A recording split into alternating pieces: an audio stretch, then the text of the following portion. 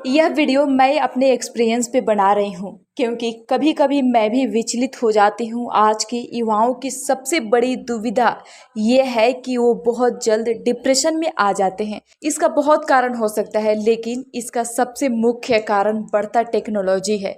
जी हाँ, अनेकों प्रकार के सोशल मीडिया प्लेटफॉर्म जहाँ वो अनेकों प्रकार प्रसार देख रहे हैं, अनेकों प्रकार के मोटिवेशनल को सुन रहे हैं, जिसके कारण वो बहुत जल्द उतावला हो जाते हैं और अपना रास्ता छोड़ दूसरा चुन लेते हैं। इसलिए आपको जो पसंद है वही करें, क्योंकि शिक्षा के आगे किसी का नहीं चला है न चलेगा। इसलिए इस समस्या को समाधान करने के लिए एक कहानी से समझते हैं। एक व्यक्ति अपने परिवार, रिश्तेदार, मित्र, मोहल्ला के निवासी, अपने फैक्ट्री के कार्यकर्ताओं से अति दुखी होकर समाधान हेतु अपने गुरु के पास पहुंचा और अपनी पीड़ा गुरुदेव को बताते हुए बोला, मेरे कर्मचारी, मेरी पत्नी, मेरे बच्चे और मेरे आसपास के सभी लोग बेहद स्वार्थी हैं, कोई भी सही नहीं है, क्या करूं गुरुदेव। उस व्यक्ति की वेदना को समझ गुरुजी उसकी समस्या को भली भांति समझ गए। मुस्कान के साथ उन्होंने कहा, पुत्र, निसंदेह तुम्हारी समस्या अति गंभीर है, समय रहते इसका समाधान आवश्यक है। तुम आज रात आश्रम में ही रहो, मैं रात्रि में मंथन करूंगा और सुबह समाधान बताऊंगा। उस व्यक्ति को अपने गुरु पर अटूट विश्वास था।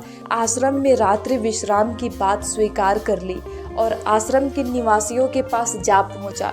भोर की पूजा अर्चना के पश्चात अपने अन्य शिष्यों की समस्या को निपटा कर गुरुजी के अंत में उस व्यक्ति को अपने पास बुलाया। एक रात आश्रम में बिताने के अनुभव को भी वह व्यक्ति अपने गुरु को बताने से स्वयं को रोक न सका और बोला, गुरुदेव, आपके आश्रम में भी स्वार्थियों ने अपना डेरा जमा रखा है, हर कोई आपसे कुछ न कुछ चाहकर ही यहाँ रुका है। गुरुदेव ने उसकी हर बात को गंभीरता से सुना और अंत में कहा, मैं एक कहानी सुना रहा हूँ, उससे गंभीरता से सुनना। इस कहानी में ही तुम्हारी समस्या का समाधान छिपा है। एक गांव में एक विशेष कमरा था जिसमें 1000 आईने लगे थे। एक छोटी लड़की उस कमरे में गई और खेलने लगी। उसने देखा 1000 बच्चे उसके साथ खेल रहे हैं और वो उन बच्चों के प्रतिबिंब के रहकर खुश रहने लगी। जैसे ही वो अपने हाथ से ताली बजाती, सभी बच्चे उसके साथ ताली बजाते। उसने सोचा, यह दुनिया की सबसे अच्छी जगह है और यहाँ वह बार बार आना चाहेगी। बच्ची के प्रस्थान के पश्चात थोड़ी देर बाद इसी जगह पर एक उदास आदमी कहीं से आया। उसने अपने चारों तरफ हजारों दुख से भरे चेहरे देखे। वह बहुत दुखी हुआ। उसने हाथ उठाकर सभी को धक्का लगाकर चाहा तो उसने देखा हजारों हाथ उसे धक्का मार रहे हैं। उसने कहा, यह दुनिया की सबसे खराब जगह है, वह यहाँ दोबारा कभी नहीं आएगा और उसने वह जगह छोड़ दी।